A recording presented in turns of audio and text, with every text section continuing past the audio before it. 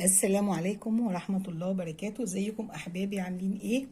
كل سنة وانتم طيبين. طلع بقى السردين اللي هو التونة البلدي الجميلة ديت، واحنا بنحبها. انا بحبها جدا جدا جدا، واخويا الله يكرمه جابها لي علشان عارف ان انا بحبها قوي. الله يديله الصحة، ومراته كمان نظفتها لي، الله يبارك لها يا رب ويخلي لها عمر. هعملها بقى معاكم على طول في طاجن كده بايركس. شكله جميل جدا. بصوا بقى هنعمل ايه. اول حاجه انا بحط لها تحتيها بقى ايه؟ الخلطه ديت اللي هي طماطم وبصل وبطاطايه صغيره قوي، علشان يبقى ايه؟ يبقى طعمها جميل جدا. والبطاطايه دي فايدتها ايه؟ بتخليها طعمها جميل جدا، لانها طبعا هي مش زفره، مغسوله كويس، بس اي زفاره. القطه دي نسيت اقطعها. يعني ما بتخليكيش عن ان كانك ما بتاكليش سمك، كانك بتاكلي التونه اللي انت جايباها من بره. بعد ما رصيت هنا هوت بقى كده البصل، انا حاطه له برده من التتبيله اللي انا عاملاها دي ليمون، عصره 3 ليمونات، وحاطه الخلطه بتاعت تتبيله السمك اللي هي فلفل وكمون وكزبره والحاجات دي، وبرده حطيت شويه كمون وشويه كزبره وشويه ملح، وعصرت 3 ليمونات، وتبلت القوطه دي وتبلت القوطه دي كمان، علشان القوطه دي هحطها على الوش. بحبها قوي لما تبقى متحمره معاه، بتبقى جميله جدا.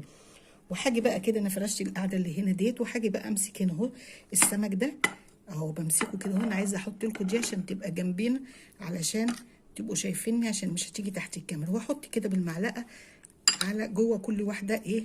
حبه كده اهوت. احطهم خلف خلاف، احط السمك خلف خلاف مع بعضه اهو. بصي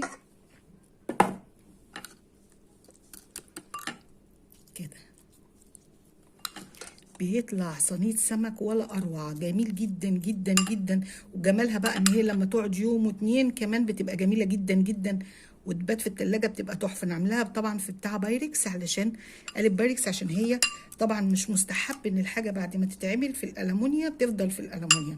فانا علشان اخليها في التلاجة في البتاع البايركس ديت، لان هي بتقعد معايا مثلا يومين 3، جميله قوي قوي، لان انا اللي بحبها وهتعجبكم جدا. ولا احلى سلم ولا احلى تونه، طعمه جميل جدا. هي من الاسماك الدهنيه سمكه التونه دي، فطبعا جميله جدا جدا جدا. هي دلوقتي موجوده في السوق، اللي عايز يروح يجيب، عشان انا دايما مش بعرف، اصلا مش في منطقتي، عشان كده الله يكرمه اخويا جابها لي. فانا هي دلوقتي موجوده، اللي عايز يعرف موجوده ولا مش موجوده دلوقتي، لا هي موجوده دلوقتي، يعني هو لسه جايبها لي امبارح. النهارده 27، النهارده الجمعه 27 واحد، يعني عشان اقول لكم التاريخ بالظبط، عشان تقولوا قالت لي امتى، لحسن حد يشوف الفيديو بعد شهر تكون هي اختفت يقول شو بتقول. لا هي النهارده 27 واحد بس كده. ورصيناها كده رصه جميله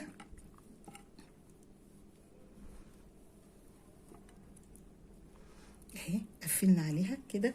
وهنا طبعا الخلطه دي كلها متبلاها برضو بالخلطه ديت بالليمون وكده، واروح فرشاها على وشها كده. بس انا هشيل فصاصه الليمون دي عشان ايه؟ ما تمررهاش. واروح حطهم كلهم كده عليها كده على بعضها.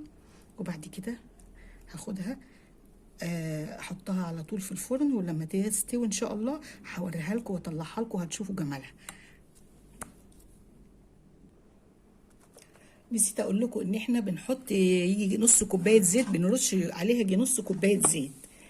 وطبعا بنحط فلفل اخضر، انا حطاه في التتبيله، لان انا حطاه من الفريزر، علشان انا ما عنديش فلفل اخضر فريش، فانا بحفظه في الفريزر، يعني مضروب في الكبه واحطه في الفريزر. بس ايه؟